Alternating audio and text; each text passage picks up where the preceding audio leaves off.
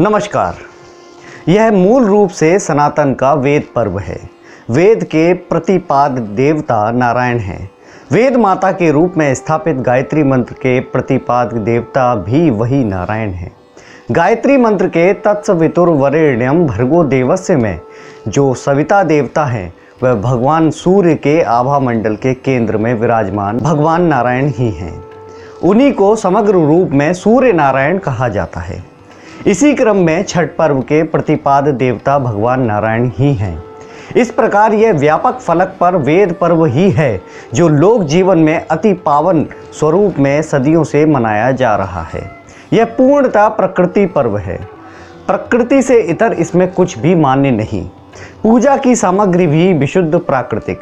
गन्ना, मूली, केला, बोरो, सिंघाड़ा, शरीफा, नारियल, हल्दी, अदरक, गुड़, रसियाब, गुलगुला, ठेकुआ, धूप, दीप, नैवेद्य। पूजा स्थल भी कोई मंदिर नहीं, केवल किसी जलाशय या नदी का तट। इसमें कुछ भी कृत्रिम नहीं है, सभी कुछ मूल प्रकृति के भाव में ही है। आरती, पूजा, आराधना, साधना और संसाधन तक सबके सब मूल प्राकृतिक रूप ही यहाँ प्रयुक्त हो रहे हैं। सबसे खास पक्ष यह कि इसमें किसी जाति, पंथ या मजहब को कहीं मनाही नहीं है। लोक का प्रत्येक अवयव, प्रत्येक समुदाय इसे एक ही स्वरूप में मना सकता है। जिस स्वच्छता को लेकर आज देश की सरकार ने अपनी पूरी ताकत लगा रखी है, सोचिए कि बिना किसी सरकारी योजना के वह स्वच्छता अभियान हर साल छठ पूजा के समय हमारे लोक जीवन में सदियों से चलता रहा है। छठ का ख्याल आते ही मन के किसी कोने से आध्यात्म की सरिता फूट पड़ती है। पर छठ की यही महिमा है कि आध्यात्म की धारा निराकार या अलौकिक न होकर लौकिक हो जाती है। प्रकृति की प्रतिष्ठा को स्थापित करने वाला यह त्योहार पर्यावरण को बचाने संवारने को प्रेरित करता है। पौराणिक घटनाओं से जुड़ी कथाओं के अनुसार प्रथम देवासुर संग्राम में जब देवता असुरों से हार गए थे तो देव माता अदिति ने दानव जेता तेजस्वी पुत्र की प्राप्ति के लिए देवारण्य में देवसेना छठी मैया की आराधना की थी। उनकी आराधना से प्रसन्न होकर छठी मैया ने सर्वगुण संपन्न तेजस्वी पुत्र होने का उन्हें वरदान दिया था। षष्ठी देवी के वरदान से ही अदिति के पुत्र हुए त्रिदेव रूप आदित्य भगवान, जिन्होंने आगे चलकर दानवों पर देवताओं को विजयश्री दिलाई। तभी से देवसेना षष्ठी देवी के नाम पर इस धाम का नाम देव हुआ। कहते हैं कि तभी यहाँ छठ का चलन भी शुरू हो गया। हालांकि एक मान्यता यह भी है कि इस जगह का नाम कभी यहाँ के राजा रहे वृषपर्वा के पुरोहित शुक्राचार्य की पुत्री देवयानी के नाम पर देव पड़ा था। एक जानकारी यह भी है कि सतयुग में इक्ष्वाकु के पुत्र व अयोध्या के निर्वासित राजा एल एक बार देवारण्य अर्थात देव इलाके में तब स्थित जंगलों में शिकार खेलने आए थे। वह कुष्ठ रोग से पीड़ित व परेशान थे। शिकार खेलने आए राजा ने जब यहाँ के एक पुराने पोखरे के जल से प्यास बुझाई और स्नान किया तो उनका कोढ़ ठीक हो गया। वे इस चमत्कार पर हैरान थे। बाद में उन्होंने स्वप्न में देखा कि त्रिदेव रूप आदित्य उसी पुराने पोखरे में हैं जिसके पानी से उनका रोग ठीक हुआ था। यह एहसास होते ही राजा एल ने देव में एक सूर्य मठ का निर्माण कराया। उसी पुराने पोखरे में उन्हें ब्रह्मा, विष्णु और शिव की मूर्तियां भी मिली। बाद में अपने बनवाए मठ में इन मूर्तियों को स्थान देते हुए उन्होंने त्रिदेव स्वरूप आदित्य भगवान को स्थापित कर दिया। राजा एल के साथ हुई घटनाओं की समाज में काफ़ी चर्चा हुई और साथ साथ यहाँ भगवान सूर्य की पूजा आराधना भी शुरू हो गई, जो आगे चलकर छठ के व्यापक आयोजन के रूप में सामने आया। देव के बारे में एक अन्य लोक कथा में सुना जाता है कि एक बार भगवान शिव के भक्त माली व सोमाली सूर्य लोक जा रहे थे। यह बात सूर्य को रास नहीं आई। उन्होंने इन शिव भक्तों को जलाना शुरू कर दिया। अपनी अवस्था खराब देख माली व सोमाली ने भगवान शिव से बचाने की अपील की। फिर क्या था, भगवान शिव अपने भक्तों की अवस्था पर नाराज हो गए।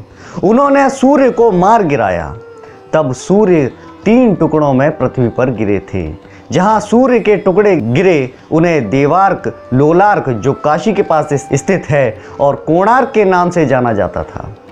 छठ पूजा प्रकृति के करीब पहुंचाती है, मन व शरीर स्वस्थ होता है। धार्मिक महत्व के साथ छठ का वैज्ञानिक महत्व भी कम नहीं है। इस पर्व का प्रकृति के साथ सबसे करीबी रिश्ता माना जाता है। सूर्य को अर्घ देने के लिए उपयोग में लाया जाने वाला हल्दी, अदरक, मूली और गाजर जैसे फल फूल स्वास्थ्य के लिए लाभप्रद होते हैं।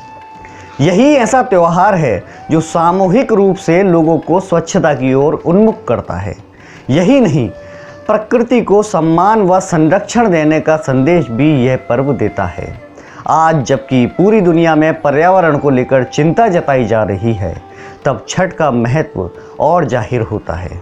इस पर्व के दौरान साफ सफाई के प्रति जो संवेदनशीलता दिखाई जाती है, वह लगातार बनी रहे तो पर्यावरण का भी भला होगा। छठ पूजा की प्रक्रिया के बारे में वैज्ञानिकों का कहना है कि इससे सेहत को फायदा होता है। पानी में खड़े होकर सूर्य को अर्घ देने से शरीर को प्राकृतिक तौर में कई चीज़ें मिल जाती हैं। पानी में खड़े होकर अर्घ देने से टॉक्सिफिकेशन होता है, जो शरीर के लिए फायदेमंद होता है।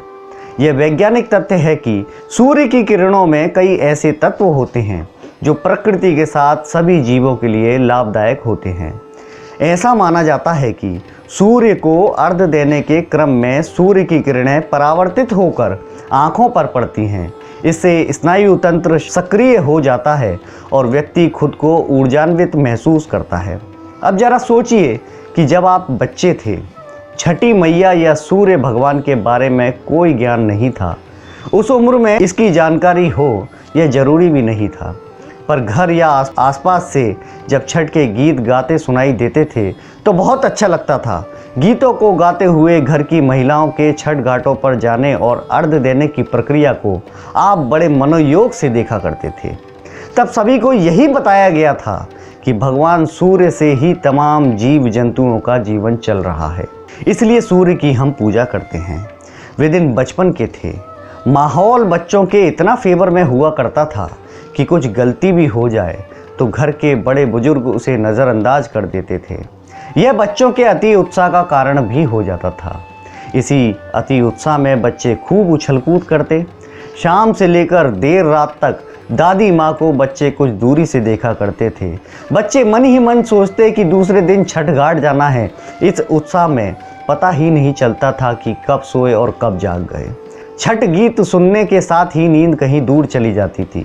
घाट पर जाने के लिए झटपट तैयार हो जाते। भोर होने से पहले ही घाटों पर पहुंच जाते। छठ घाटों पर गीत गाते हुए महिलाओं को देखते। घाट के किनारे दियों की लौ से फूटता अद्भुत नज़ारा जिसे कोई भूल नहीं सकता। सभी सूर्य के आगमन की प्रतीक्षा करते रहते। घाटों पर सुना करते थे, उगना सूरज देव, यानी हम भगवान भास्कर से प्रार्थना करते हैं कि आप हमारे बीच आएं ताकि यह सृष्टि चल सके। दिवाली समाप्त होने के साथ ही घर में छठ पूजा की तैयारी शुरू हो जाया करती थी। उसी समय से छठ के गीत भी घरों में गाए जाने लगते थे। बच्चों के लिए दिवाली से पहले ही कपड़े वगैरह की खरीदारी हो जाती थी। वे इससे भी बहुत खुश होते थे कि नया ड्रेस पहनने को मिलेगा। इस महापर्व को लेकर मान्यता है कि छठ पूजा रामायण काल से होती आ रही है। जब भगवान राम अपना वनवास पूरा कर अयोध्या लौटे थे, तब इसकी शुरुआत हुई थी। सूर्यवंशी श्री राम और सीता जी ने अपना राज्याभिषेक होने के बाद भगवान सूर्य के सम्मावन में कार्तिक शुक्ला की षष्ठी को उपवास रखा और पूजा अर्चना की। इसके बाद से यह पूजा एक महापर्व के रूप में मनाई जाने लगी।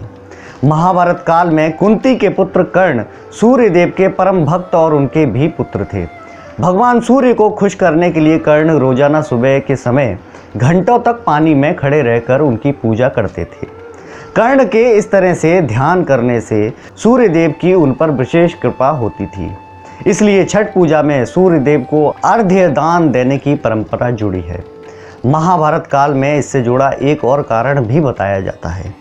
कहा जाता है कि महाभारत काल में जब पांडव अपना सर्वस्व हार चुके थे, उनके पास कुछ नहीं रह गया था, उस समय द्रौपदी यानी पांचाली ने इस व्रत का अनुष्ठान कर पूजा की। इससे द्रौपदी और पांडवों को उनका पूरा साम्राज्य वापस मिल गया था। इस दिन व्रती स्नान करके सात्विक भोजन ग्रहण करते हैं, जिसे बिहार की स्थानीय भाषा में नहाए खाए कहा जाता है। पंचमी तिथि को पूरे दिन उपवास रखकर संध्या को एक समय प्रसाद ग्रहण किया जाता है, जो खरना या लोहंडा के नाम से जाना जाता है।